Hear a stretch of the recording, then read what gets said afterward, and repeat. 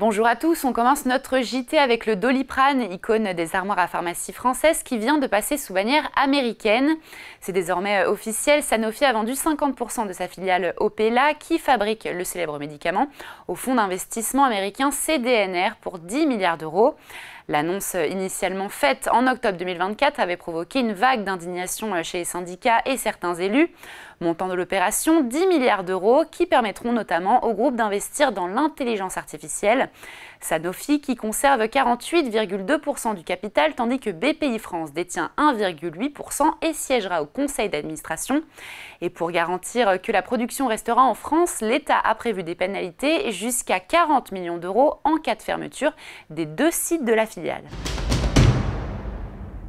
Et on poursuit avec le raz-de-marée de la fast fashion qui ne faiblit pas, bien au contraire. En 2024, ce sont 4,6 milliards de petits colis qui ont déferlé sur l'Europe, dont 91% en provenance de Chine. En France, 800 millions de colis d'une valeur inférieure à 150 euros ont été livrés, soit un total de 1,5 milliard, échappant ainsi aux taxes douanières européennes. Shein et Temu, les deux géants chinois qui représentent désormais entre 20 et 25% des colis livrés par la Poste, contre à peine 5% il y a 5 ans.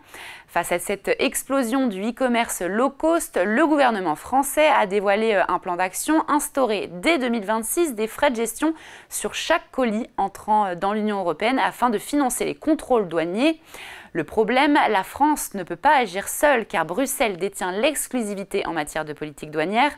Et pendant que l'Europe tergiverse, les États-Unis, eux, n'ont pas traîné avec une hausse des droits de douane, ce qui pourrait entraîner un déferlement sur le marché européen.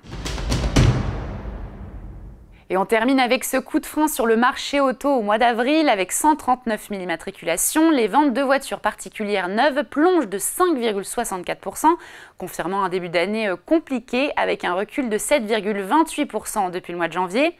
Seul éclairci, Renault tire son épingle du jeu avec une hausse de 2,13% en avril et 3,64% depuis le mois de janvier, loin devant Stellantis qui encaisse un sévère recul de 12,27% le mois dernier et se place dernier des grands constructeurs.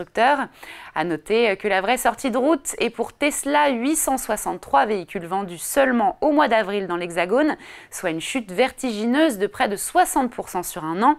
Freiné par l'image controversée de son patron Elon Musk, le constructeur américain a vu ses immatriculations baisser de 44% en France depuis le début de 2025 dans un marché de l'électrique qui lui stagne autour de 18% de part de marché. Et voilà, Parlons Cash Hebdo, c'est fini. On se retrouve la semaine prochaine sur Boursorama.